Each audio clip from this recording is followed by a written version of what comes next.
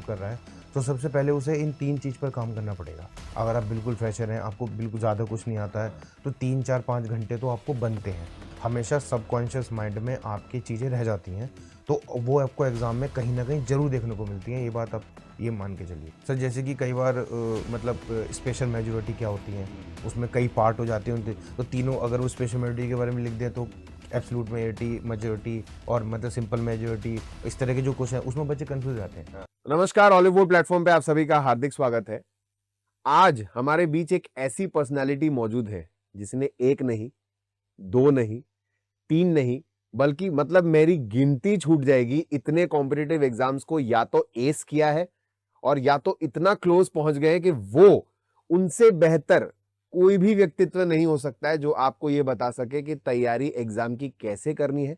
और एक नारा मैं बार बार लगाता हूं कि तैयारी एक बार, सिलेक्शन बार बार। उसकी जीती जागती मिसाल आज मेरे सामने है।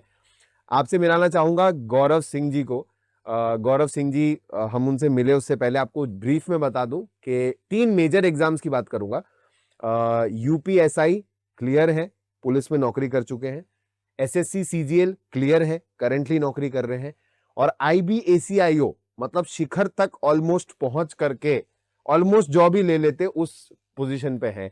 तो आज हम उनसे बातचीत करेंगे और ये समझेंगे कि मल्टीपल एग्जाम्स को क्रैक करना है, कैसे स्ट्रेटेजी लेनी है, क्या सही है क्या गलत है। गौरव, बहुत बहुत स्वागत है आपका हमारे थैंक यू चैनल सर, पे। Thank you for inviting me on this platform. और मैं बहुत लकी हूँ कि मैं यहाँ पर आपके सामने आज बैठा हूँ और मैं अपने एक्सपीरियंसेस जो भी मैंने सीखा है, जो भी सोर्सेज मैंने जो भी अपने जीवन में अप्लाई किए हैं, वो आज मैं आपके थ्रू बच्चों को बता सकूँ। Thank you so much, that will be of great help. तो बातचीत जो है गौरव सिंह से हम लोग शुरुआत करेंगे, लेकिन 3 एग्जाम्स, जी सर। मुख्यतः मैं आपसे 3 एग्जाम्स की अभी बात कर रहा हूं। मुझे आप एक बात बताइए कि अक्सर ये होता है ना कि हम लोग जैसे ग्राउंड जीरो से अगर तैयारी शुरू करते जी हैं, जी जी। तो अब हर कोई ये नहीं सोचता है कि मैं ये भी एग्जाम दे दूंगा, ये भी दे हाँ। दूंगा, ये भी दे दूंगा। तो एक ऐसी कॉमन क्या क्या मतलब एक स्ट्रक्चर होगा, एक ढांचा होगा जिसकी तैयारी अगर बच्चा कर ले बिल्कुल। कि भाई सर ये तो बेयर मिनिमम है, इसकी हाँ। रिक्वायरमेंट है ही, बिल्कुल। इससे आप फिर आगे बिल्डअप करके अलग अलग एग्जाम्स का और आप ठीक कवरेज है। कर सकते हो। तो वो क्या ढांचा है, वो क्या स्ट्रक्चर है कि बेसिकली ये 4 सब्जेक्ट है, इतना तो पढ़ना ही है, इतना तो आपको आना ही हम्म। चाहिए, तब आप एग्जाम क्रैक कर सर सकते अगर हम ग्रेजुएट लेवल के एग्ज़ाम देखते हैं, चाहे वो फिर रेलवेज हो, सीजीएल हो, या फिर इस तरह के जो भी एग्ज़ाम होते हैं अदर देन पीसीएस या आईएएस वगैरह, तो हम सबसे पहले देखेंगे सभी में रीजनिंग आती है, कॉमन है, मैथ्स आती है, बेसिकली अर्थमेटिक, और सर जीएस पूछी जाती है। तो सर अगर मैं ये कहूँ कि अगर कोई बच्चा बिल्कुल एकदम फ्रेशर है और वो अपनी तैयारी शुरू कर रहा है, तो सबसे पहले उसे इन 3 चीज़ पर काम करना पड़ेगा। उसके साथ-साथ क्या होता है कि जो सीबीएसई बोर्ड से जो बच्चे होते हैं उनकी थोड़ी-सी इंग्लिश अच्छी होती है, बेसिक अंडरस्टैंडिंग उनमें होती है। बट क्योंकि यूपी, बिहार के बच्चे भी तैयारी करते हैं तो इंग्लिश में थोड़ा उतना जो है पुश नहीं मिल पाता उनको। तो मेरा मानना ये है कि आप थोड़ा-थोड़ा न्यूज़पेपर पढ़ना शुरू करें। इंग्लिश के लिए आपको शुरुआत में थोड़ी दिक्कत आएगी क्योंकि आपको वोकैब नहीं पता होगी। बट जैसे ही आप जो भी वोकैब होगी हिंदू की थोड़ा समझने में दिक्कत आएगी, उसको लिखें। उसके जो मीनिंग्स हैं वो आजकल इंटरनेट पे खूब सर्च करें, उसके सिनोनिम्स, एंटोनिम्स लिखें और इस चीज़ को एक डेली प्रैक्टिस बनाएं। अगर आप इस चीज़ को डेली प्रैक्टिस बनाएंगे ना, तो आप देखेंगे कि 15 से 20 दिन बाद ना जो हिंदू में जो वोकैबलरी है, जो फ्रेजल वर्ब्स हैं, वो सब रिपीट होने लगेगी और आपको चीज़ें समझ में आने लगेगी। यहाँ से आपकी बेसिक अंडरस्टैंडिंग इंग्लिश की शुरू हो जाती है। अब मैं बात करूँगा रीजनिंग की। सर रीजनिंग बहुत बड़ी चीज़ नहीं है, बट ठीक है, ये प्रैक्टिस का खेल है। जितनी ज़्यादा प्रैक्टिस करते हैं उतना शार्प होती हैं चीज़ें, उतनी एक्यूरेसी भी ठीक होती है। तो आप आजकल जैसे कि बहुत सारे प्लेटफॉर्म्स हैं, फ्री मॉक्स अवेलेबल हैं, तो वहाँ पर आप डेली जो है रीजनिंग की प्रैक्टिस करिए। और अगर आपको रीजनिंग में कोई भी दिक्कत आती है किसी भी टॉपिक में, तो सर यूट्यूब पे इतना फ्री कंटेंट है आज के टाइम पे कि आप वहाँ से मैराथन क्लासेस देख सकते हैं। कुछ कुछ इंपॉर्टेंट चीज़ें एक A4 शीट बनाकर उस पे स्टार ला के लिख सकते हैं।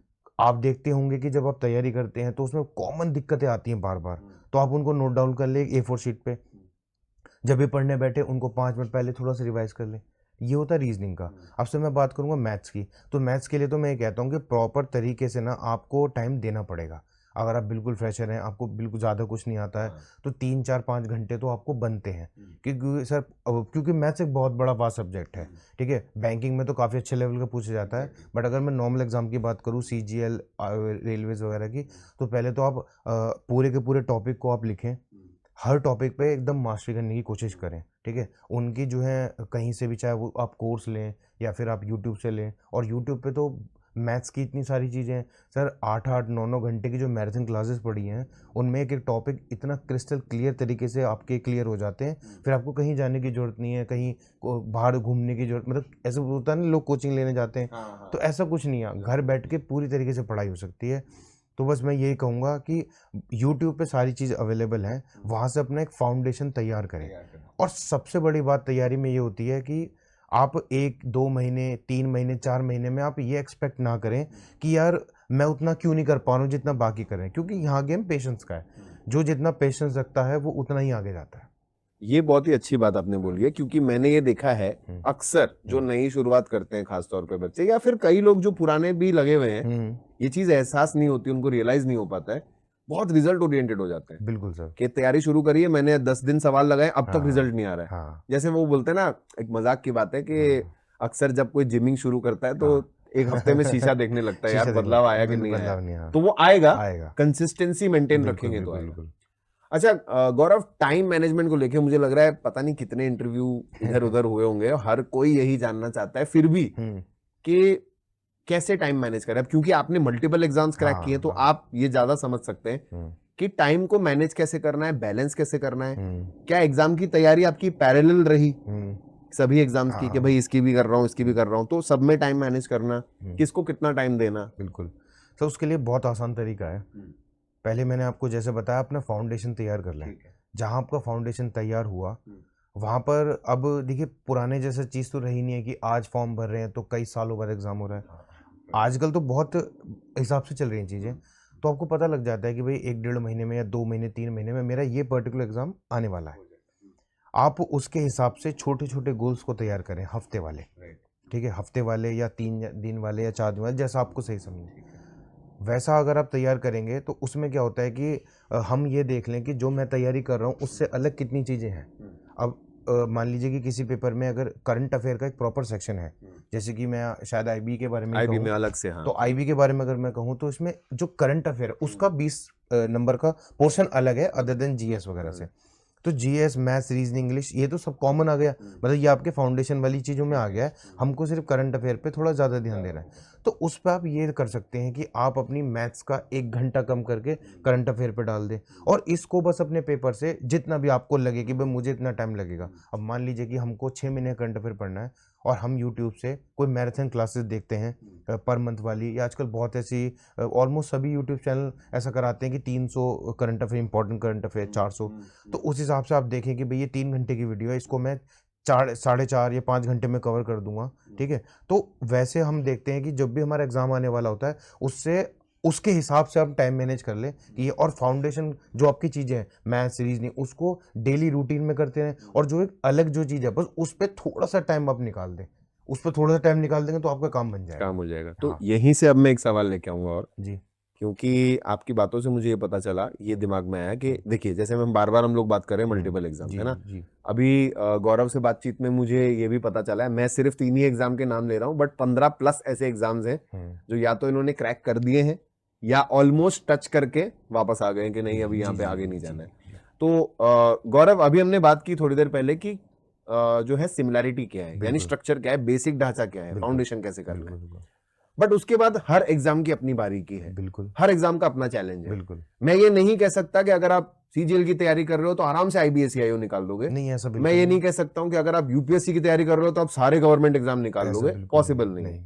तो आप मुझे ये बताइए, इन 3 एग्जाम्स की बात करते ठीक हैं, है। इनमें अब एक तो हमने सिमिलैरिटी की बात कर ली, हाँ। इनमें अलग क्या है कि मुझे किस एग्जाम के लिए क्या वो एक्स्ट्रा नीश फोकस करना है कि मेरा ये एग्जाम क्लियर होगा। बिल्कुल सर, जैसे कि मैं आपके सर जैसे कि मैं यूपीएसआई और मैं सीजीएल को कंपेयर करता हूँ सर। देखिए, GS common, maths common, reasoning common, ठीक है, उसमें इंग्लिश नहीं आती।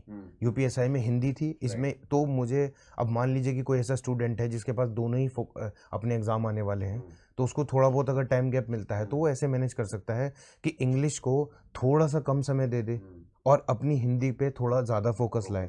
ठीक है, बाकी चीज़ें डेली चलानी है उसको, पर जो जो सब्जेक्ट एक्स्ट्रा होता है सर उस पे आपको अपना टाइम तो मैनेज करना पड़ेगा, ज़्यादा टाइम देना पड़ेगा। अगर आप डेली 8 घंटा पढ़ रहे हैं, आपको 10 देना पड़ेगा, 2 तो उस नए सब्जेक्ट को आपको देने पड़ेंगे। और ये इसलिए करना पड़ेगा क्योंकि सर एक्चुअली क्या होता है कि कंपटीशन बहुत है। अगर हम ऐसा नहीं करेंगे तो हम बाकी कॉमन लोगों में आ जाएंगे। दिक्कत यहाँ पे आएगी, उतने ही मार्क्स आ पाएंगे जितने कॉमन लोगों के हैं।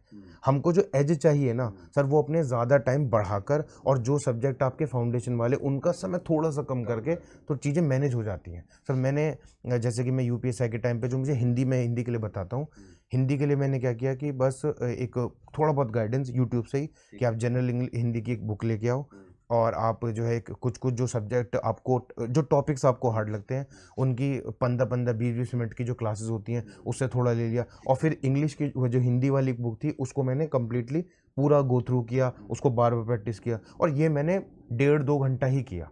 और इंग्लिश को मैंने थोड़ा सा कम समय के लिए, मतलब उन दिनों में मैंने वोकैबलरी जो थी मेरी वो याद करना थोड़ा कम किया क्योंकि मुझे हिंदी को ज़्यादा समय देना था। उस टाइम मेरा फोकस यूपीएससी था क्योंकि वो नियर बाय था, मतलब कि भाई जल्दी पेपर आने वाला, तो ऐसा था। तो बस मेरा यही मानना है कि सर अगर हम जैसे बैंकिंग हो, एसएससी हो, यूपीएससी हो या आईबीएसई हो, अगर इनके मतलब लेवल ऑफ डिफ़िकल्टी थोड़ी बहुत ऊपर नीचे हो सकती है, बट ऐसा नहीं है कि अगर आप मैथ्स आप सीजीएल के लिए तैयार करते हैं और आईबीएसई के लिए नहीं निकाल पाएंगे।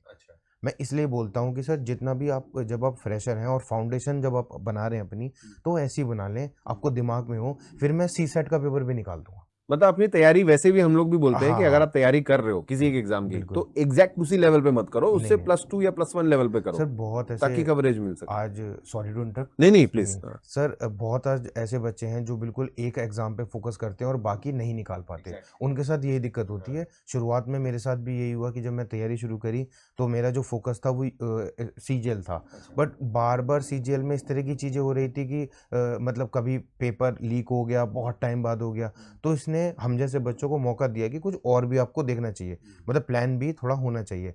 फिर थोड़ा बहुत मैं बैंकिंग में आया, मतलब सीजीएल था चल रहा था तो पहले चलता क्योंकि लंबा समय था बहुत, तो मैं बैंकिंग में थोड़ा आया। बैंकिंग से मैंने ये आप कह रहे हैं मल्टीपल एग्जाम, तो बैंकिंग से मैंने उसकी रीजनिंग बहुत अच्छे से उठा ली। जो मैंने वहाँ से रीजनिंग उठाई, या फिर सर एक बार मेरा एसबीआई में भी हुआ था, क्लर्क में हुआ था, तो मैंने जब मैं मेंस के लिए प्रिपेयर कर रहा था तो मैंने इंश्योरेंस पढ़ा, फाइनेंस पढ़ा और बाकी सब चीज़ें इकोनॉमिक्स वगैरह अच्छे से तैयार करी और उनके प्रॉपर नोट्स बनाए। तो वो जो नोट्स वगैरह बनाए वो आप मानेंगे नहीं, वो यूपीएससी का एक ईपीएफओ वाला एग्जाम होता है सर, उसमें वो फाइनेंस इंश्योरेंस वगैरह के थोड़ा बहुत सोशल सिक्योरिटी वगैरह थोड़ा वहाँ पे वो काम आ गया। तो ऐसा होता है कि कहीं ना कहीं आपकी पढ़ाई काम आती जरूर है। और जो मैंने बैंकिंग के लिए जो रीजनिंग तैयार करी, अब वो कभी कभी सीजल में भी क्वेश्चन देखने को मिल आ जाते जाते हैं हैं। जो आपके पजल वाले, मतलब पजल कह रहा हूँ सीटिंग अरेंजमेंट वाले, तो वहाँ पे काम कर जाता है। ये आपके जो अब जैसे कि सर मैं अभी एक जो अभी सीजीएल का नया पैटर्न आया है उसमें से इनपुट आउटपुट इनपुट दे रहे आउटपुट हैं। मशीन इनपुट अब आउटपुट। सोचिए कि जो बच्चे ने कभी बैंक देखा नहीं एग्जाम, वो इनपुट आउटपुट क्या नहीं जानता है। होगा। पर सर जैसे कि मैंने कभी बैंक की तैयारी करी थी और मैं हमेशा जब भी तैयारी करता हूँ तो ऐसे नहीं कि यार एक बार ये पेपर निकल जाए फिर भूलो। तैयारी होनी चाहिए ऐसी कि आपको से 15 साल बाद भी कोई सवाल पूछ लेना कि भाई ये ऐसा होगा, क्योंकि अगर आपने बेसिक आपका अच्छा हो गया फिर आपको कोई दिक्कत नहीं आने वाली। बस ये है। बाकी नए सब्जेक्ट तो ऐसा होता है जो चीज़ रटने वाली है वो तो आप अगर रिवीजन टाइम से करते रहेंगे तो याद रहेगी, अदरवाइज आप भूल जाते हैं। हाँ नहीं वो तो हाँ फैक्ट बेस्ड चीजें वो अलग है, बिल्कुल। बट जो आपने लग के जिस चीज की तैयारी हाँ करी वो बिल्कुल रहता बिल्कुल है आपके बिल्कुल साथ बिल्कुल लंबे रहता समय है, तक रहता हमेशा सबकॉन्शियस माइंड में आपकी चीज़ें रह जाती हैं, तो वो आपको एग्जाम में कहीं ना कहीं जरूर देखने को मिलती हैं, ये बात आप ये मान के चलिए। है। तो ओवरऑल बड़ी स्मार्ट प्रिपरेशन रही है आपकी। और हाँ एक मेरे गुरु रहे हैं बहुत पहले जब मैं तैयारी करता था, तो वो ये कहते थे कि कई बार निराश हो जाते हैं हम, तो हाँ ये आप लोगों के लिए भी कहूंगा कि जब निराश हो जाते हैं, जब परेशान हो जाते हैं और फिर लगता है कि कितनी मेहनत करें इस बार मेरा हुआ नहीं, तो वो बोलते थे कि एक बात बता रहा हूँ, मेहनत की हुई कभी भी वेस्ट नहीं होती है, वो हाँ कहीं ना कहीं किसी ना किसी रूप में आपके काम आ जाएगी, आपको एहसास भी नहीं होगा, पता भी बिल्कुल नहीं बिल्कुल चलेगा। बिल्कुल बिल्कुल। तो जैसा कि आपने ही एग्जांपल दिया हाँ कि बैंकिंग से पढ़ी हुई रीजनिंग और आज अभी नए पैटर्न में फिट हो गई, बिल्कुल कोई आइडिया बिल्कुल नहीं था, कोई किसी को अंदाजा नहीं किसी को था। अंदाजा नहीं था। तो वो एक बड़ी काम की चीज जो है, हाँ यहाँ से लर्निंग बच्चे आज लेके बिल्कुल जा बिल्कुल सकते हैं। बिल्कुल। अच्छा, आईबीएसईआईओ की अगर हम विशेष बातचीत जी करें जी अभी, जी। आईबीएसईआईओ में बहुत लोगों ने एक एक नोशन बना लिया है कि अरे सीजीएल है तो ये तो आराम से निकल जाएगा, कोई दिक्कत नहीं नहीं है, नहीं कुछ नहीं अलग नहीं, नहीं है। नहीं। तो मुझे जितना समझ में आया, हाँ। मुझे ये अंडरस्टैंडिंग है कि IBACIO is somewhere between UPSC and CGL। बिल्कुल सर, सही कह रहे और हैं। खास तौर पे हम्म। अगर हम बात करें तो जीके और करंट अफेयर्स का जो सेक्शन है हम्म। वो खास तौर पे सवालों का पैटर्न जो है, हाँ। स्टेटमेंट बेस्ड सवाल ज्यादा आते हैं बिल्कुल बिल्कुल। जैसे कि यूपीएससी में आते हैं। हाँ लेवल शायद इस तरफ होगा, हाँ। लेकिन पूछने का तरीका थोड़ा बिल्कुल चेंज वैसा होता ही है। है, वैसा ही है। तो विशेषकर अगर मैं जीके जीएस और करंट अफेयर्स की बात करूं, दोनों को कंबाइन करूं तो 40 नंबर का सेक्शन बनता हाँ है बिल्कुल। ना। तो इसको आपने कैसे टैकल किया, मतलब कैसे सेपरेट लगा ये? जैसे एक एसएससी की तैयारी करते हो, हाँ, फैक्ट बेस्ड सवाल ज्यादा बिल्कुल आता है, फैक्ट बेस्ड सवाल आते यहाँ हैं। पे फैक्ट बेस्ड कम आता है, हाँ। यहाँ पे आपकी अंडरस्टैंडिंग पे ज्यादा सवाल ज्यादा बनेगा आती है। और करंट नॉलेज पे ज्यादा बिल्कुल बनेगा। तो बिल्कुल। कैसे ये बैलेंस बनाया कि भाई सीजीएल के लिए अलग है, इसके लिए थोड़ा अलग एक्स्ट्रा फोकस देना पड़ेगा? सर IBACIO में मुझे ये पता था कि ये बहुत ज़्यादा पुराना करंट अफेयर नहीं पूछते, अच्छा, ये बात मुझे पता था। ठीक है, तो सर मेरा फोकस ये था कि जब एग्ज़ाम होगा तो उससे मैं 6 महीने के ही करंट अफेयर तैयार करूँगा। ठीक है, डन। ये नोटिफिकेशन नवंबर में आया था, जिसका पेपर आप जनवरी में हुआ 2024 में। हाँ। ठीक है। और सर जो 2024 में था ना, तो मैंने ये पेपर लाइक अब जुलाई के बाद से मैंने करंट अफेयर तैयार करने शुरू करे। मेरा फोकस ये था कि अगर कोई डेवलपमेंट हुआ है, कोई नेवी मतलब कोई फोर्सेस में, या फिर कोई अटैक्स हुए हैं, और या फिर जो फाइनेंस में बहुत बड़ी चीज़ें जो होती रहती हैं ऐसे। और सर मैं थोड़ा ऐसा भी सोच के चला कि कई कई चैनल ऐसे होते हैं जो हर 10 मिनट या हर 15 मिनट में किसी देश में किसी कोई भी हरकत पे, कोई भी डेवलपमेंट पे एक छोटी सी वीडियो बना देते हैं। अच्छा। तो सर मैं क्या करता था, उन चीज़ों को फॉलो करता था, उनको पॉइंट लिख लेता था कि हाँ भाई आज आज ये बड़ी चीज़ हो गई है, बहुत न्यूज़ में चल रहा है, इसको लिख लिया। कभी न्यूज़ देख रहा हूँ खाना खाते टाइम, तो थोड़ा दिमाग में रख लिया, हाँ ये चीज़ थोड़ी रिलेट कर सकती है, ऐसा करके वो जो चीज़ें मैं लिख लेता था। फिर बाकी क्या हुआ कि सर कोई स्पोर्ट्स बहुत बड़ा इवेंट हुआ तो उसके बारे में 2-4 लाइनें लिख ली, ऐसे करके। तो मेरा जो मतलब IBACIO के लिए जो तैयारी थी ना, वो बिल्कुल ऐसी थी कि अगर कोई बड़ी चीज़ देश में हो रही है तो वो शायद पूछी जा सकती है, ये करके। बाकी जो बेसिक जो करंट अफेयर्स होते हैं वो मैं मैराथन से ही, वही जो 300 किसी भी यूट्यूब से कि 300 इंपॉर्टेंट करंट अफेयर है, वो बेसिक तो वहाँ से कर लेता था। बट जैसे कि कोई भी बहुत बड़ी डेवलपमेंट होती थी तो मैं ऐसे पॉइंट लिख लिख के कहीं से भी, कभी मैं खुद से पढ़ रहा हूँ तो ऐसे यूट्यूब स्क्रॉल किया और उसमें देखा कि कुछ बड़ी चीज़ तो नहीं हो रही है, ट्रेंडिंग में अगर कोई न्यूज़ से रिलेटेड ट्रेंडिंग चल रहा है उसको लिख लिया। और वो इस तरीके से मेरी तैयारी थी, क्योंकि मुझे पता था IBACIO ओवरऑल मतलब ऑलराउंड चीज़ें मांगेगा। ऐसा नहीं है कि वो बिल्कुल एक पर्टिकुलर चीज़ पर फोकस करेगा कि सिर्फ फोर्सेस के बारे में डिटेल, हर चीज़ के बारे में। ऐसा नहीं कि डीप नॉलेज पूछेगा ऊपर ऊपर से ही, बट वो पूछेगा कहीं से भी पूछ लेगा। हाँ बस ये था। पूछने का तरीका लेकिन थोड़ा डिफरेंट है। बिल्कुल, बिल्कुल। मतलब कि अपार्ट फ्रॉम जो आप किताबों से पढ़ रहे हो हाँ। या इन वीडियोस से सीख रहे हो, आपकी एक्टिव लिसनिंग बहुत जरूरी बिल्कुल, है। बिल्कुल मतलब सर। कि न्यूज़ भी देख लिया तो हाँ, पकड़ लिया, सर, चीजें समझी, बारीकी समझी उसको। जॉब प्रोफाइल स्पाई वाला है ना, हाँ, थोड़ा exactly, सा exactly. इंफॉर्मेशन गैदरिंग, ठीक है, गुप्त रह के चीजें करना, कितने अवेयर हैं।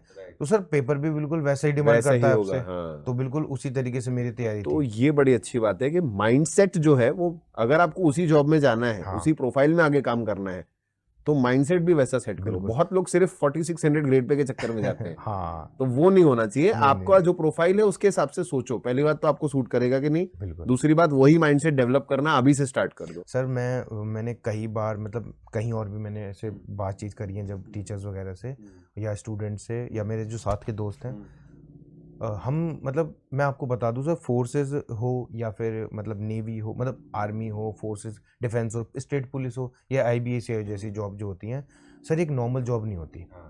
आपको ना देश को समर्पित करना है और धर्म रिलीजन की तरह इस जॉब प्रोफाइल को एक्सेप्ट करना है, जिसमें कोई फ्लॉज नहीं है। समझ रहे हैं? जैसे कि हम किसी धर्म में कोई फ्लॉज नहीं निकालते ना, किसी में ये हम उसको एज इट इज एक्सेप्ट कर लेते हैं, उसकी पूजा करते हैं। सर वैसे ही ये जॉब है। हम इसमें ये डिमांड नहीं कर सकते, मतलब हम ऐसा नहीं सोच सकते कि यार फैमिली वाला सीन है। अगर हम अभी से ये माइंड को ये मतलब प्रिपेयर करके चलेंगे ना कि भाई हमें ये जॉब करनी है, इस किस तरह की डिफिकल्टीज है, तो आपके साथ दिक्कत नहीं आने वाली। और ये चीज़ ना फिर आपको एग्जाम निकालने में भी दिक्कत नहीं आएगी। आप मान के चलिए सर, लास्ट ईयर मतलब लास्ट जब ये नोटिफिकेशन आया था तो 900 वैकेंसीज थी। इस बार 3717 वैकेंसी है। कितनी ज़्यादा गोल्डन अपॉर्चुनिटी है। और अब आप ये देखिए कि सर जो एग्ज़ाम आपका जो होगा ना, वो मतलब ऐसा होगा कि उसमें मतलब कट ऑफ उतनी नहीं जाने वाली जो बात है, बट लोगों का जो सोचने का अगर तरीका अभी से डेवलप कर लिया ना, तो वो आसान है। ये जो 3717 पोस्ट आई है ना, ये कंपैरेटिवली आसान हो जाएंगी अगर आपने अपना माइंड सेट वैसा बना लिया कि यार इस जॉब में ना हमको देना पड़ेगा अपने आप को। और सर इतना बहुत बड़ा टास्क नहीं है, क्योंकि 90% IB ACIO में जो बच्चे बैठने वाले हैं वो सीजीएल वाले, हाँ वो तो है। ठीक है, उनका फाउंडेशन अच्छा है, अच्छा है। मैथ रीजनिंग इंग्लिश उनको आती है। आपको सिर्फ 2 चीजों पे काम करना है, आपको करंट अफेयर पे ध्यान देना है बहुत अच्छे से, जैसे बैंकिंग वाले बच्चे देते हैं, और दूसरा आपको जीएस दूसरी तरीके से पढ़ने की जरूरत है। अब आपको फैक्चुअल चीजें नहीं उतनी नहीं रटनी, सिर्फ फैक्ट्स पे नहीं आएगा, हाँ और भी चीजों पे ये फोकस है, करना पड़ेगा।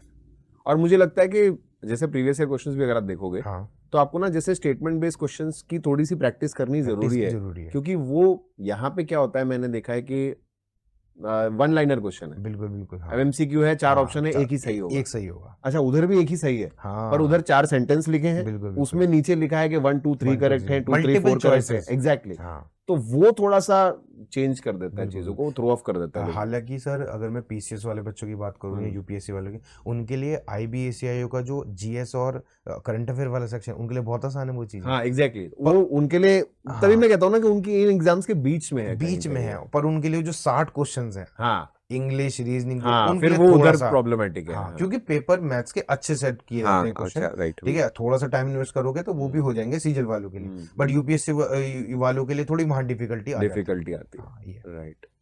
और बुक्स और रिसोर्सेज वैसे क्या, IBACI की अगर मैं बात करूं, चलो बाकी तो सबको हाँ। समझ में आ गया, तो हम ये मान सकते हैं कि क्वांट, रीजनिंग और इंग्लिश जो है लगभग वैसे ही तैयारी है, वही हाँ, हमारा स्ट्रक्चर हो गया, तो वही बुक्स रही होंगी। जीके के लिए इसके लिए कुछ अलग से लक्ष्मीकांत लगा लिया, ऐसा कुछ इतना डिटेल में नहीं जाना सर, पड़ता इतना है? डिटेल में जाने की जरूरत नहीं है, इससे अच्छा तो है कि आप अपने मैथ्स की रीजनिंग की प्रैक्टिस करें। लक्ष्मीकांत वगैरह सर इतना थ्योरेटिकल एग्जाम नहीं है। सर अगर मान लीजिए कि सर जैसे कि आप पेपर देखें तो पॉलिटी के क्वेश्चन थोड़े ज़्यादा पूछे गए हैं लास्ट ईयर, तो अगर पॉलिटी में सर आप बेसिक पॉलिटिक भी पढ़ के जाएंगे, थोड़ा बहुत जो चीज़ें होती हैं सीजल जैसी तैयारी, तो अगर वहाँ पे 7 क्वेश्चन आएंगे तो सर 4 तो आप कर देंगे, 4 या 5 आप कर देंगे, 2 आपके हो सकता है छूट जाए, तो उन 2 के लिए ना आप उतना समय देना सही मैं नहीं समझता, तो ये बात है। सो थोड़ा सा ना अगर आप कोई टॉपिक को पढ़ रहे हैं उसको थोरली पढ़ लें और थोड़ा चीज़ें दिमाग में रखें, ऊपर से रटे ना, मेरा बस ये सजेशन है। मतलब कि नॉर्मली जो बाहर बाहर से हम लोग रखते हैं, इसमें हाँ, थोड़ा सा एक स्टेप नीचे थोड़ा उतरना है, हाँ, ज्यादा step, नहीं, इतना बिल्कुल। भी मत सोचो, थोड़ा सा एक स्टेप आ जाओ हाँ आगे। हाँ सर, जैसे कि कई बार मतलब स्पेशल मेजोरिटी क्या होती हैं, उसमें कई पार्ट हो जाते हैं, तो तीनों अगर वो स्पेशल मेजोरिटी के बारे में लिख दें तो एब्सोल्यूट मेजोरिटी और मतलब सिंपल मेजोरिटी, इस तरह के जो क्वेश्चन है उसमें बच्चे कंफ्यूज हो जाते हैं, क्योंकि वो एक थ्योरेटिकल चीज़ है, उसको रटना मतलब उसको ऐसे Fact में नहीं आर्टिकल की तरह रट नहीं सकते, हाँ, उसको थोड़ा समझना पड़ेगा, राइट। तो वहाँ थोड़ी चीज़ें बदल जाती हैं, तो जो ऐसी चीज़ें हैं उनको थोड़ा देख लें। तो यहाँ कॉन्सेप्ट इज किंग, कॉन्सेप्ट आपको कॉन्सेप्ट इज चाहिए। किंग। मैं अगर ये तो जीएस के बता, करंट अफेयर के लिए थोड़ा मैंने आपको बताया कि जो भी चीज़ें आजकल चल रही हैं वैसे थोड़ा सा थोड़ा उसको देखें। इंसाइटफुल रहना, थोड़ा ओपन रहना है हाँ थोड़ा सा। ओपन रहना है बस, तो हो जाएगा काम आपका ये। तो ये तो हो गई हमारी टायर 1 की जर्नी, बिल्कुल। है ना। अब यहीं से भी जैसे आप फोकस कर रहे हो कि करंट अफेयर्स है, कुछ है, क्या है, तो यहाँ से आता है फिर टायर 2, जिसके लिए बहुत लोग परेशान रहते हैं कि डिस्क्रिप्टिव लिखना पड़ेगा, ये वो, और अच्छा खासा टायर 2, मतलब ऐसा मतलब हल्का नहीं है, मजाक नहीं होता आपका ऐसे राइटिंग है, प्रेसी राइटिंग है, हाँ, तो इसके लिए एग्जैक्टली कॉम्प्रिहेंशन है, तो इसके लिए क्या अप्रोच रहा, कैसे चेंज किया, या क्या टायर 1 के साथ साथ ही शुरू कर दिया था कि भाई ऐसे में कैसे अप्रोच करूंगा, क्या करूंगा, कैसे करना था? क्योंकि मैंने बहुत सारे एग्जाम दिए हैं पहले डिस्क्रिप्टिव है, क्योंकि जो आपका सुप्रीम कोर्ट वाला एग्जाम था वो भी मैंने तैयार किया था।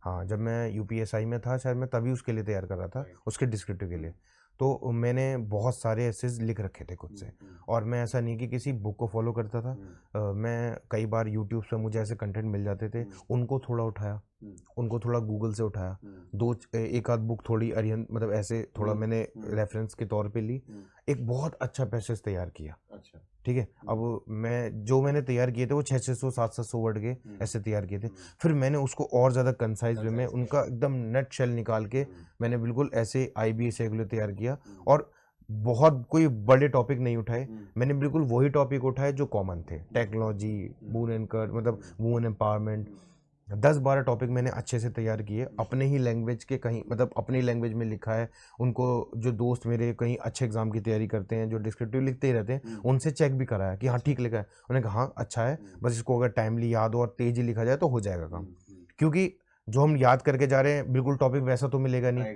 थोड़ा दिमाग में रखना है। और जो बच्चे डिस्क्रिप्टिव की तैयारी करते हैं ऐसा होता है कि अगर कंटेंट आपके दिमाग में है बहुत सारा तो वहाँ लिखाते हैं कुछ ना कुछ, अगर ऐसा होगा कि केवल एक टॉपिक रट के जाओगे और बिल्कुल ऐसा ही आएगा तो ही मैं लिख पाऊंगा, गलत है। वो तो बचपन की आदत है ना, वो बचपन तो की अब ऐसा आदत है, नहीं वो होता। बदल जाती हैं हाँ, चीजें, exactly. है ना। तो मैंने बहुत सारा तैयार किया था पहले से ही, और बस मेरा टीयर 1 के साथ इतना काम था कि मैं उन ऐसे जो है मेरे उनको याद कर लूँ बहुत अच्छे से, ठीक है। और जब मैंने उनको याद किया तो मतलब ऐसा लग रहा था कि हाँ ठीक है, मैंने 15 से 20 टॉपिक तैयार कर लिए हैं। उसके बाद साथ ही साथ जैसे कि मैंने आपको बताया, मैं हिंदू का जो एडिटोरियल सेक्शन होता है, न्यूज़पेपर पढ़ता हूँ, उसे कॉम्प्रिहेंशन की आदत मुझे पहले से थी, क्योंकि मैंने आपको बताया फाउंडेशन के टाइम से ही मेरे दिमाग में ये चीज़ थी कि कोई अदर एग्जाम आ जाए तो ऐसा ना लगे बहुत ज़्यादा अरे आओ ये क्या हो गया।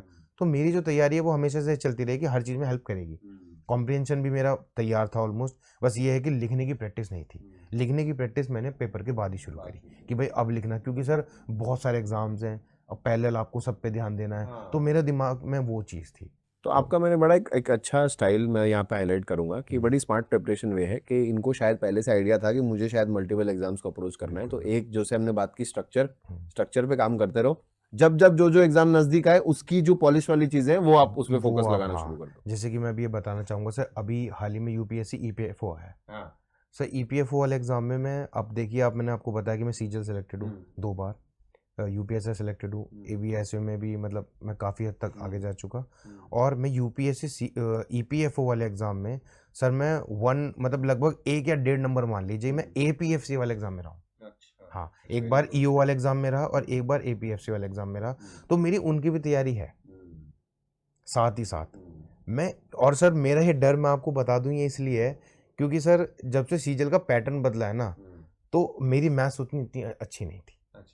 तो जब वो 200 क्वेश्चंस मांगते थे पेपर में, तब मुझे लगता था कि शायद यहाँ बात ना बन पाए, तो आपको दूसरे एग्जाम पे ही फोकस करना पड़ेगा। अगर आपको अपनी वीकनेस पता है ना, तो आपकी जो फ्यूचर प्लानिंग है वो थोड़ी ठीक हो सकती है। एक्सेप्टेंस बहुत जरूरी है। एक्सेप्टेंस बहुत जरूरी है। मुझे पता था कि जब तक ये मैथ्स के 200 क्वेश्चन आएंगे ना, यार मेंस में तेरा नहीं हो पाएगा, क्योंकि मैंने बहुत प्रैक्टिस करी, मैं वहां तक नहीं पहुंच पा रहा था।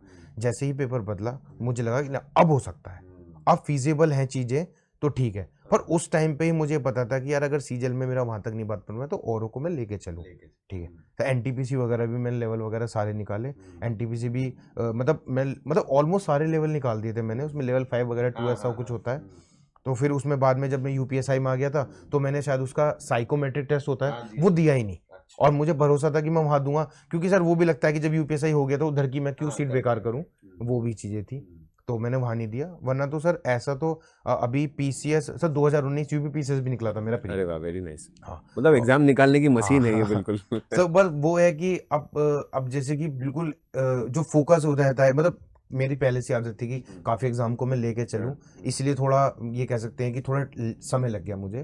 पर अगर कुछ बच्चे ऐसे हों कि मतलब सर मेरा फाउंडेशन कमजोर था शुरुआत से ही, तो थोड़ा मुझे टाइम लग गया। बट अब क्या है, अब रिसोर्सेज बहुत ज्यादा है। एग्जैक्टली। पहले हमें भागना पड़ता था कोचिंग क्लासेस, आजकल तो यूट्यूब पे सब कुछ है सर, है ना। आप ऑलीवुड इतने अच्छे प्लेटफॉर्म है, और सर इतने अच्छे मॉक बनाता है कि मैं कहता हूँ कि कहीं भागने की जरूरत नहीं, राइट। है ना। ऑल इंडिया लेवल पे आप जो हर संडे मतलब जो लाइव टेस्ट कराते हैं सर, वो तो अभी आना शुरू हुआ है। उससे देखिए बच्चा घर बैठे ही अपनी रैंक पता कर रहा है। पहले मुझे याद है पैरामाउंट वगैरह ऐसे जो कोचिंग हुआ करते थे सर, उस टाइम पे वो लोग ऑफलाइन पेपर कराते थे, ऑफलाइन और होता था बच्चे वो। कहाँ से पेपर देने जाते थे, उनका इवैल्यूएशन कैसे होता था। आज घर बैठे चीजें हो रही हैं, तो शायद मुझे लगता है अगर थोड़ा मेरे टाइम पे भी ऐसी होती शुरुआत के दिनों में, तो काफी अच्छी चीजें हो सकती थी और बेटर हो सकता था। बट फिर भी बेस्ट आउट ऑफ जो भी अवेलेबल है वो आपने किया है। आजकल तो जमाना ही आ गया, पहले ये जमाना था कि कहाँ से करूँ समझ नहीं आ रहा है क्योंकि ऑप्शन कम है। बिल्कुल अब लग रहा है कि कहाँ से ना करूँ क्योंकि हर जगह कुछ हर ना कुछ चीज कुछ मौजूद ना है। कुछ मौजूद है। राइट, तो वो हाँ, नीश पकड़ना बहुत बिल्कुल इंपॉर्टेंट बिल्कुल। है। पहले सर जो हम पेपर देते थे, जो हम पढ़ते थे, उनके एनालिसिस कितने मुश्किल थे। कहाँ से करें यार क्वेश्चन, ये तो मुझे समझ में ही नहीं आ रहा है। और सर आज देखो लाइव जो आप कराते हैं लाइव वगैरह, उसका जो अगले दिन ही मंडे को कितना अच्छा सॉल्यूशन निकल के आते हैं। हम जो कर रहे होते हैं कई बार वो मतलब ऐसा होता है कि यार ये मुझे ठीक लग रहा है, पर उसका जो यूट्यूब पर जो प्रोवाइड होते हैं एनालिसिस वगैरह, कितनी अच्छी चीज़ें वो, तो आप सोचिए कि कितनी ज़्यादा आपको कितना पुश मिल रहा है आज की तैयारी में। इस सब में अक्सर आपने भी करी होंगे, आई एम वेरी श्योर, हम सब ह्यूमन बींग्स हैं, स्टूडेंट्स भी करते हैं। तो टायर 2 की खास तौर पर अगर मैं बात करूं तो डिस्क्रिप्टिव की तरफ प्रिपरेशन करते हुए बच्चा क्या गलती कर सकता है और जो उसको नहीं करनी चाहिए, या आपने करी हो और जो आपको लगे कि यार ये अवॉइड करना चाहिए, ये नहीं करो, ये गलत है। सबसे पहले तो सर उसकी जो स्पीड है वो तेज होनी चाहिए। पहली चीज मैं ये कहूँगा कि आप अपनी स्पीड बहुत तेज रखें, क्योंकि पेपर आता है, सोचने का समय मिलेगा नहीं। कॉम्प्रिहेंशन जो वहाँ पे आएगा ना, उसके आंसर्स बनाने में सर आपकी मतलब क्या है ना, नानी याद आ जाएगी। क्योंकि वहाँ जो क्वेश्चंस होंगे सर वो बहुत ज़्यादा अच्छे लेवल के पूछे जाते हैं। वो पेपर IBA CIO का है, पर सर वो असिस्टेंट कमांड वाला जो आंसर राइटिंग आपसे डिमांड कर रहा है, ये मैं आपको बता दूं। कॉम्प्रिहेंशन वाला पार्ट सर जो आपको रटने वाली चीज़ है वो आप कर जाओगे, ऐसे आप वहाँ पे 15 मिनट में ऐसे लिख दोगे अगर आप याद करके गए हो। प्रेसी भी क्योंकि वहाँ लिखा हुआ है उसको थोड़ा कंसाइज में आपको लिखना है, प्रेसी लिख दोगे। कॉम्प्रिहेंशन के लिए आपको प्रैक्टिस करनी पड़ेगी।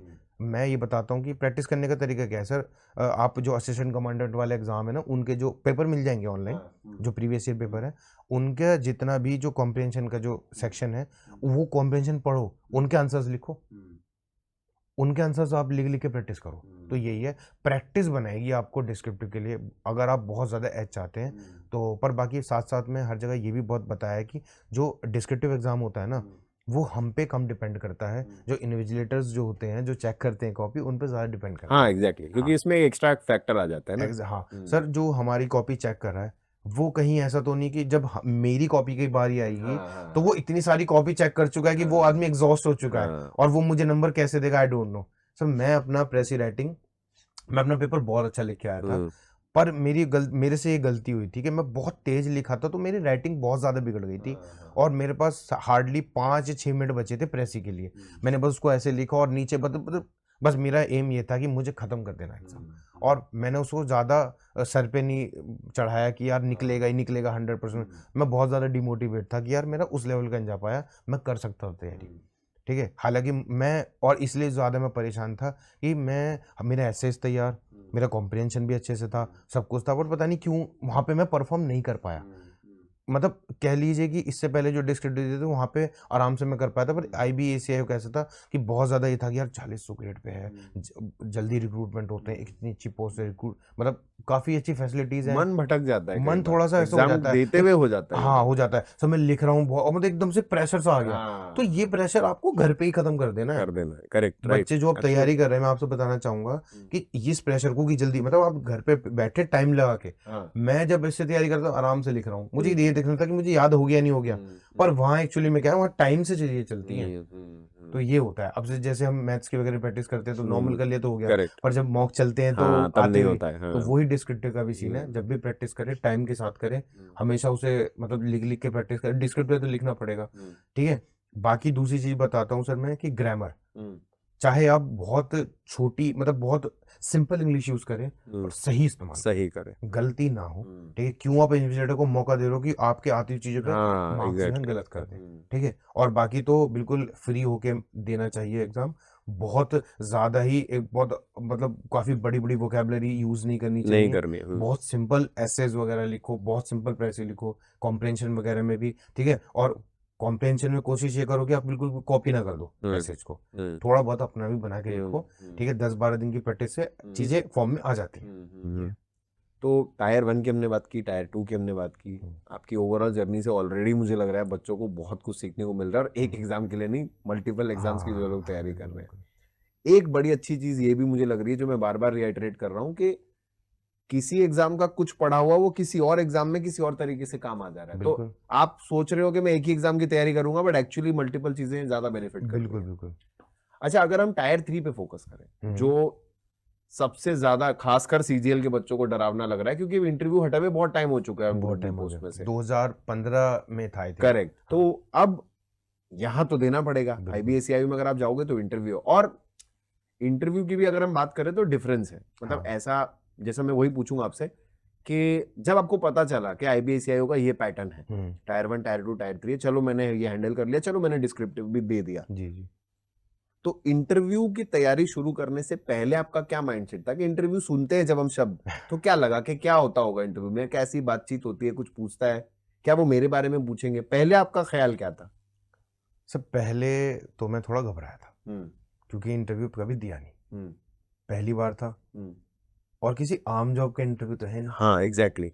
सबसे बड़ा जो एक मन में डर बैठा था ना, वो यही था कि यार IB का इंटरव्यू है, नेशनल सिक्योरिटीज की बातें वहां पूछी जाएंगी मेरे से, और मुझे तो इतनी बड़ी चीजें कुछ ज्यादा पता नहीं, तो कैसे होगा, समय कम, क्योंकि सर मेरे से गलती हो गई थी, मुझे ना डिस्क्रिप्टिव राइटिंग पे इतना भरोसा नहीं था कि पेपर निकल जाएगा। अच्छा, क्योंकि मेरा थोड़ा सा बिगड़ गया था। हाँ राइट। इतनी तैयारी के बावजूद भी जो मैंने गलतियां, थोड़ी वहाँ प्रेशर हैंडलिंग में दिक्कत हो गई, इस वजह से वो पीडीएफ जिसमें हाँ। आपके रोल नंबर आया था, वो मैंने सर 7 या 8 दिन बाद खोली है। वो भी ऐसे जाते वक्त कि यार देखते हैं कि देख तो चलो लेते कि हैं, हाँ, नाम आया चांस कि ले लिस्ट लेते आई, हैं। सब मेरा नाम मिल गया। और थोड़े बहुत दिन बचे थे, मैं पजल हो गया एकदम कि यार अब क्या करा जाए। मन बहुत था, अब ऐसे मतलब कहते हैं भगवान ने चलो एक मौका और दे दिया है शायद, चलो तैयारी करते हैं, कोई दिक्कत नहीं। फिर सर मैं जो है मतलब यूट्यूब पे ना सर नेशनल सिक्योरिटी के लिए बहुत सारी चीज़ें पड़ी हुई हैं। मैंने वहाँ पे मैराथन क्लासेस वगैरह वहाँ लेनी शुरू करी कि भाई जो जिस इंटरव्यू को मैं देने जा रहा हूँ उसके बारे में पता तो हो, क्योंकि मुझे ये बात बहुत अच्छे से पता थी कि जनरल चीज़ें नहीं पूछी जाएंगी मेरे हाँ, से। एग्जैक्टली। आप नाम बताओ अपना, कहाँ से आते हो, हाँ, मम्मी पापा क्या करते हैं, हाँ, करेक्ट। ये तो ठीक है, एक छोटा मोटा इंटरव्यू हो ये जाएगा, इनिशियल नोशन ये होता है, बट इनोशन बाद में होता है। पता चलता है जब तैयारी वो करते हैं पूछते कि हैं एक्चुअली क्या एक्चुअली होगा में क्या इसमें। होता है। तो सर मैं आपको बताऊं कि मैंने फिर नेशनल सिक्योरिटी में पढ़ना शुरू किया, जो भी बड़े बड़े असैसिनेशंस वगैरह हुए हैं वो थोड़ा बहुत लिखना शुरू किया, पढ़ना, बहुत सारी चीज़ें जानकारी, क्योंकि करंट अफेयर वगैरह पढ़ते वक्त हम उस इतनी चीज़ें इतनी अगर डेप्थ हम में नहीं हिस्ट्री में जाते। जाएं तो वो चीज़ें कहीं पूछी भी नहीं जाती, तो इसलिए थोड़ा बहुत पढ़ना शुरू किया। ठीक है, और पूरा नॉर्थ ईस्ट वगैरह के बारे में पढ़ा, फिर पूरा जो आपका मतलब नेक्स्ट स्लाइड छत्तीसगढ़ झारखंड, उधर आपका पीओके वगैरह वाला रीजन, मतलब पूरा मतलब पूरी थ्योरी आपको पढ़नी पड़ी ढंग से। ठीक है, वो मैंने पढ़ी। ठीक है, और उसके साथ साथ जो भी दोस्त मेरा था आईबी में है, वो लोग मुझे बताते रहे कि थोड़ा यहाँ से पढ़ लेना, इंटरव्यू पूछ लेते हैं, ऐसे तैयारी हो। फिर सर उसके बाद मैं मॉक इंटरव्यूज़ देने गया। अच्छा। हाँ, मैंने मॉक इंटरव्यूज़ भी दिए, क्योंकि वो एक जो हेजिटेशन होती है ना, हाँ, मैं नहीं चाहता था कि सर पहले इंटरव्यू में पहुंचूं और वहीं वो हेजिटेशन हो जाए और मेरे से मुंह से कुछ निकले ना। तो मैं वहाँ इंटरव्यू मॉक इंटरव्यू सर मैंने 3 मॉक इंटरव्यूज़ दिए। हाँ, करोल बाग में यूपीएससी वगैरह के जो इंस्टीट्यूट है बड़े बड़े, मैंने वहाँ मॉक इंटरव्यू 3 इंटरव्यू से मुझे इतना फ़ायदा हुआ कि मेरे मन में बैठने का जो डर होता है, शुरुआत में जो बोलने का डर होता है, वो निकल गया था। ठीक है, मॉक इंटरव्यूज़ मेरे इतने इतने ज़्यादा उन्होंने अच्छे सवाल नहीं पूछे, मतलब मॉक इंटरव्यू जो मैं सोच रहा था कि वो भी मेरे से ऐसे सवाल पूछेंगे आईबी की तरह, आईबी के पैनल की तरह, उन्होंने मेरे से वैसे सवाल नहीं करे, जनरल इंटरव्यू मेरा लिया। अब मैं नहीं जानता कि वो जो पैनल था वो ऐसे ही बना दिया गया था कि बच्चों का बस डर निकालना है, तो बस मैंने नॉर्मल इंटरव्यूज़ दिए। बाकी जो भी है मतलब पूरी थ्योरी जो थी नेशनल सिक्योरिटी के ऊपर वो मैं पढ़ के गया। मैंने क्या ग्रेजुएशन में किया है, मैंने क्या पोस्ट ग्रेजुएशन में किया, मैं वो पढ़ के गया। मेरे फादर कहाँ से हैं, मेरठ से हैं।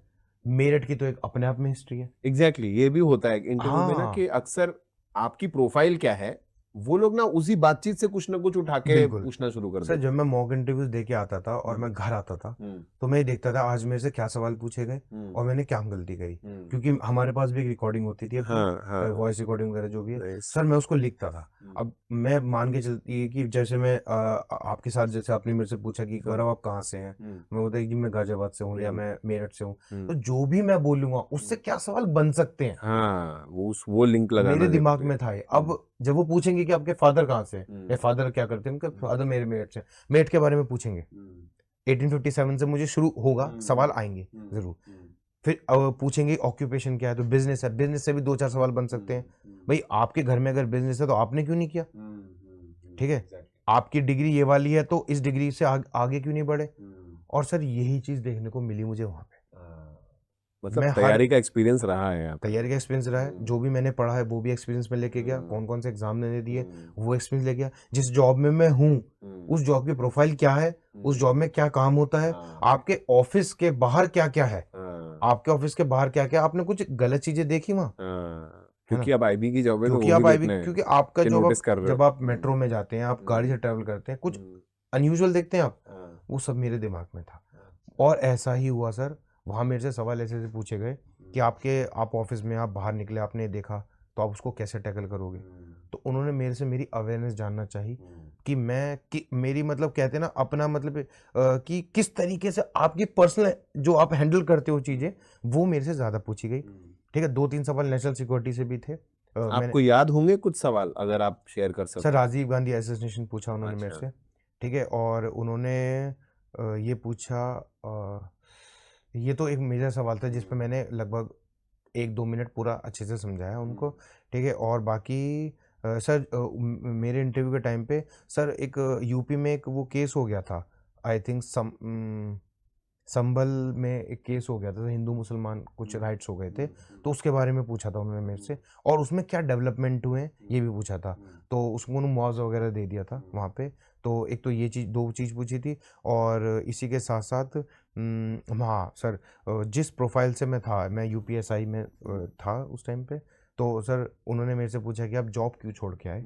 तो सर मैंने हालांकि उनको अपने मतलब ऑनेस्टली बिल्कुल जवाब दिए जो भी मेरे से बनते, बट वो सेटिस्फाई नहीं हो पाए उस पर्टिकुलर सवाल से। मेरे इंटरव्यू का जो कह सकते हैं आप, जो सबसे ख़राब पार्ट रहा वो वही रहा कि मैं उनको ये सेटिस्फाइड ही नहीं कर पाया कि आप यूपीएसआई की जॉब क्यों छोड़ के आए, क्योंकि काइंड ऑफ ये भी एक फोर्सेस की जॉब है, वो भी फोर्सेस की जॉब है। तो पैनल मेरे से उस पॉइंट पे थोड़ा नाखुश था। अगर मैं वो एक उनको उस चीज़ में भी कर देता, सेटिस्फैक्ट्री जवाब दे देता, तो शायद चीज़ें आज कुछ और होती। आज मैं शायद आपके साथ नहीं बैठा होता। तो हाँ, क्योंकि तो ये थोड़ा मैं कहूँगा, तो इंटरव्यू ऐसा होता है कि डरने वाली बात नहीं है। शुरुआत में मॉक इंटरव्यूज वगैरह अगर आप ले लेंगे तो आपकी हेजिटेशन खत्म हो जाएगी। बाकी तैयारी आपको खुद से करनी है, क्योंकि जितने भी पैनल्स वगैरह जो आपको मॉक में बनाए जाते हैं, जरूरी नहीं वही सवाल पूछें। मॉक इंटरव्यूज मेरे अच्छे गए थे तीनों, पर उस वैसे सवाल वहाँ नहीं पूछे। पर मेरे माइंड में था कि मुझे किस किस सवाल की तैयारी हाँ, करके आपका जानी है। पहले से माइंडसेट था और हाँ, वो प्रिडिक्शन काफी हद तक सही निकला कि बिल्कुल हाँ बिल्कुल। इसी बेस पे वो आप पूछ रहे जो थे। भी पर्सनैलिटी है, इंटरव्यूज के लिए मैं ये कहूंगा बच्चों से कि आपकी जो भी पर्सनैलिटी है उससे क्या क्या सवाल बन सकते हैं। आप दोस्तों में बैठते हैं, हर शाम को बैठते होंगे, मिलते होंगे, कोई आपका जो फ्रेंड होगा वो आप में कोई अनयूजुअल चीजें पाता है, ठीक है, तू तो आउटलॉ है, तू चीजें रॉन्ग साइड ले लेता है गाड़ी, ये वो, तो उस पर भी अपने सटीक जवाब तैयार कर लो, बहुत नॉर्मल रहो। मेरे से एक सवाल ये भी पूछा कि आपका फेवरेट स्पोर्ट्स कौन सा है? मैंने कहा सर बास्केटबॉल है। तो बास्केटबॉल पूछ लिया सवाल कि कब इन्वेंट हुआ था, चलो 3 प्लेयर बता दो कोई बहुत महान। तो मैं तैयार करके गया था, मैं तैयार कर, और वो ना पैनल भी हंस रहा था कि तुम बहुत सारी चीजें पहले से ही तुम तैयार करके आए हो। मैंने कहा सर बस थोड़ा सा अवेयरनेस है, मैंने उनको ऐसा बोल दिया कि अवेयरनेस है।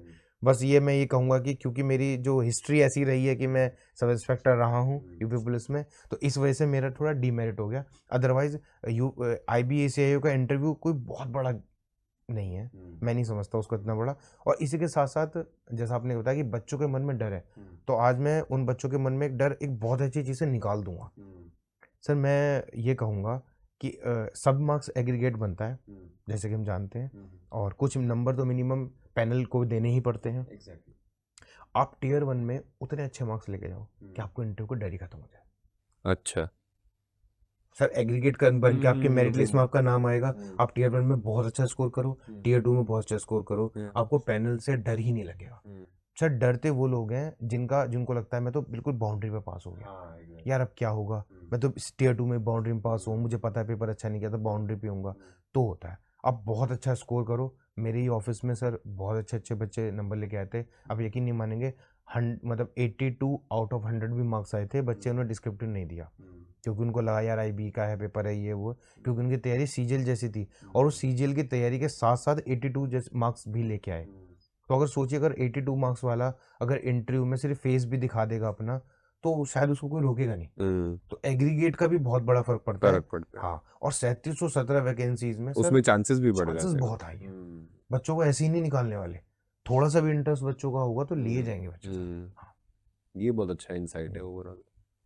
तो इंटरव्यू में मतलब जितना मैं समझ रहा हूँ कि नेशनल सिक्योरिटी पे तो इम्पोर्टेंस है ही, इम्पोर्टेंट है वो। मैंने सुना है एथिकल डायलेमा पे भी ये लोग कुछ क्वेश्चंस पूछते हैं, मतलब कि एक ऐसा सिनेरियो क्रिएट करते हैं, एक not real hypothetical scenario, hypothetical, हाँ जहां पे आपको लगेगा कि यार दोनों ही चीजें सही है बिल्कुल या दोनों ही चीजें गलत है, बिल्कुल बिल्कुल। तो आपको ये पूछा जाएगा कि इन दो गलत में से कौन सा गलत आप चुनोगे। ऐसा हाँ कुछ भी बिल्कुल क्रिएट बिल्कुल। करते हैं। सर ऐसा पूछा जाता है, बट मतलब ऐसा मैंने सुना है कि ये चीज होती है, बट हाँ, वहां मेरे से ऐसा हुई सवाल नहीं हुआ था। नहीं। मॉक में हुआ था सर ये हाँ, सवाल। अच्छा मॉक में हुआ, जब मैं मॉक इंटरव्यू में हुआ। मॉक इंटरव्यू में तैयार कर रहा था, तब उन्होंने ऐसा बोल दिया था कि पैसा ज्यादा जरूरी है। नहीं, पैसा मतलब जरूरी, आपके लिए पैसा जरूरी है कि नहीं है, अच्छा। सवाल देखिए। हाँ हाँ। मॉक में ये पूछा था कि आपके लिए पैसा कितना जरूरी है, क्योंकि वो IB की जॉब है। आप क्योंकि ऐसी जगह पोस्टिंग होती है कि चीजें किसी भी तरीके से टर्न ले सकती हैं। तो उन्होंने मुझे ऐसे ही सवाल पूछा और मेरे से मेरा इंटरेस्ट जानना चाहा, तो वहां से भी मेरा एक सवाल तैयार हो चुका था कि सर पैसा जरूरी है, पर उतना नहीं कि आप अपनी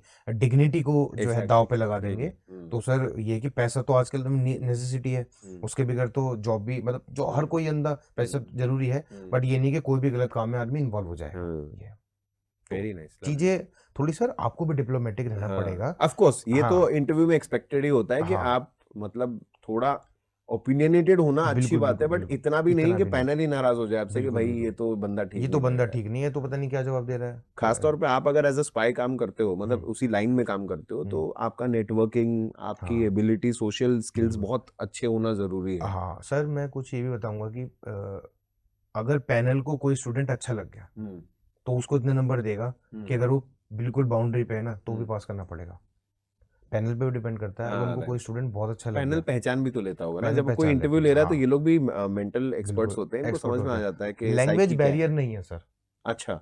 सीजल वाले बच्चे हों या यूपी अपना आपका यूपी बिहार वाला जो भी बच्चे हों, हिंदी मीडियम वाले बच्चे हों, पैन आपका लैंग्वेज कोई बैरियर नहीं है, क्योंकि आपको बेसिकली क्या करना है, जब आप ड्यूटी पे होंगे आपको नेटवर्क क्रिएट करना है, वहां से इंफॉर्मेशन गैदर करना है, तो वो आप जिस लैंग्वेज में कंफर्टेबल होंगे उसमें तो कर पाएंगे, है ना। आपको किसी बेचारे गरीब आदमी से कुछ पूछना है तो उससे इंग्लिश में बात करके थोड़ा ना पूछोगे, भले ही चाहे आपका इंटरव्यू इंग्लिश मीडियम में हो, है ना। आपको बिल्कुल ऐसे काम करना है कि आप अपनी बात सरल भाषा में समझा सको, इन्फॉर्मेशन मिल गई, यही काम है आईबी का। आपको मतलब अगर जो प्रोफाइल आपको बोलती है वो यही काम है, इन्फॉर्मेशन जिस माध्यम से जितनी मतलब इजी इजी वे में आपको निकल पाए, बस उसी वो चाहिए। हाँ तो लैंग्वेज वाला इशू नहीं है, बहुत बच्चे मैं देखता हूँ कमेंट्स वगैरह लिख रहते हैं कि सर इंग्लिश में ही करना है, इंग्लिश में इंटरव्यू होगा, ऐसा कुछ नहीं है, नॉर्मल है एकदम, कोई दिक्कत वाली बात नहीं है। Very nice. तो मैं आपकी जानकारी के लिए आपको बस इतना बता दूं कि वैसे मेरी बातचीत हुई थी गौरव से पहले भी, तो उसमें ये है कि इंटरव्यू स्टार्ट होने से पहले बकायदा लंबा चौड़ा एक आपका प्रोफाइल का एक फॉर्म फिल कराया जाता है, जिसमें आपसे काफी सवाल तो काफी डिटेल में फॉर्म में ही पूछ लिए जाते हैं, हाँ और फिर वो फॉर्म लेकर के ऑब्वियसली पैनलिस्ट बैठे होते हैं और उस फॉर्म में से भी काफी क्वेश्चंस आपको जो है बिल्कुल पूछे बिल्कुल जाते हैं। बिल्कुल सर। तो उसमें भी काफी ऑनेस्ट आंसर्स होना जरूरी है, हाँ क्योंकि गौरव ने ही मुझे बताया था, आई जस्ट रीआइटरेट हाँ बच्चों के लिए, कि अगर उस फॉर्म में आपने कुछ गलत इंफॉर्मेशन प्रोवाइड की और जॉब लगने के बाद कल कोई इंफॉर्मेशन डिपार्टमेंट में सामने आई, तो आपकी जॉब जा जॉब सकती से है। हाँ आप हाथ धो बिल्कुल बैठेंगे। सर, इतनी माइन्यूट डिटेल पूछते हैं वो हम्म कि आपके परिवार में 6 महीने के दरमियान हम्म कोई बाहर तो नहीं गया विदेश। अच्छा। हाँ मतलब आपकी आपकी वाइफ, अगर आप मैरिड है, आपकी वाइफ की तरफ से कोई बाहर गया हो, विदेश गया हो, इतनी माइन्यूट डिटेल उस फॉर्म में होती है। तो ये है कि चीजें बतानी पड़ती हैं और ऑनेस्ट रहोगे तो ही बेटर है तो आपके ही लिए। सही है। हाँ क्योंकि ऐसा नहीं ना कि कोई बात आपके खिलाफ हो जाए। क्योंकि वो इंटेलिजेंस ब्यूरो है, उनके ऊपर स्मार्टनेस दिखाने जाओगे तो कोई नहीं फायदा नहीं नहीं सर, है। सर कई कोई केसेस में पॉइंट नहीं। सर्विलेंस होती है बच्चों की हाँ इंटरव्यू के अच्छा। बाद। अच्छा। हाँ, अगर वो किसी में इंटरेस्टेड हाँ है जेन्युइनली तो। इंटरेस्टेड है, सर्विलेंस होगी सर उस बच्चे की। हम्म क्योंकि सर मैं आपको बता दूं कि ना तो कट ऑफ बाहर आती है, हम्म ना फाइनल मैच मतलब फाइनल मैच के नंबर बाहर आते, कुछ भी बाहर नहीं आता। ठीक है, तो हर चीज अगर उनको पैनल को स्टूडेंट अच्छा लग गया तो मतलब बाय हुक एंड क्रुक वो बच्चे ले ही ले लेते ही हैं। लेते हैं। तो ऐसा होता है।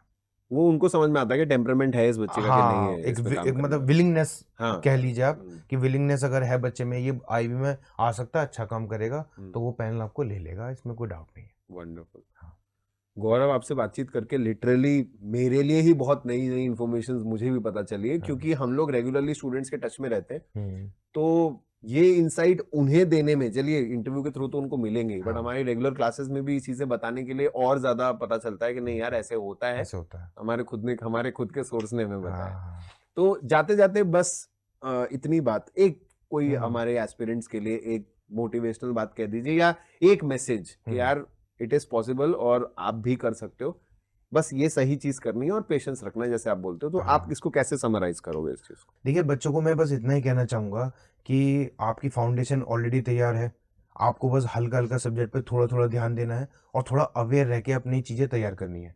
3717 वैकेंसी पिछले 10 साल में नहीं आई है, तो सोचिए कि आईबी आपको खुद इनवाइट कर रहा है इस बार, तो अगर आप खुद से मन लगा के पढ़ाई नहीं करेंगे तो कैसे बात बनेगी। और 4600 ग्रेड पे की नौकरी, जिसमें आपको 20% बेसिक पे का एक्स्ट्रा अलाउंस, 13 महीने की सैलरी, तो इससे ज्यादा चीज आपको मोटिवेट नहीं कर सकती तो क्या करेगी। Right. कब तक आप छोटी मोटी पोस्ट के लिए फाइट करते रहेंगे। इतने सारा मास बच्चा उन एग्जाम्स की तैयारी कर रहा है, थोड़ा लिंक से हटके अगर तैयारी करेंगे ना तो आपका सिलेक्शन पक्का है। और मैं मानता हूं कि ये बहुत बड़ी गोल्डन अपॉर्चुनिटी है आप लोगों के लिए, तो इस अपॉर्चुनिटी को जाने मत देना, क्योंकि ऐसी अपॉर्चुनिटी बार बार नहीं आती। Thank you so much Gaurav, thank you so much. तो ये थे हमारे साथ गौरव सिंह, जिन्होंने आपके सामने आज अपने सारे राज जो है वो उजागर कर दिए हैं। अब आप किस बात का इंतजार कर रहे हैं? चैनल को फटाफट से सब्सक्राइब कर दीजिए। इस वीडियो को लाइक कर दीजिए और इस इंटरव्यू को वाइल्ड फायर की तरह फैला दीजिए ताकि और भी लोग इससे मोटिवेट हो सके और अपनी प्रिपरेशन को बेटर बना सके। Thank you so much Hollywood platform के साथ बने रहने के लिए। नमस्कार, जय हिंद।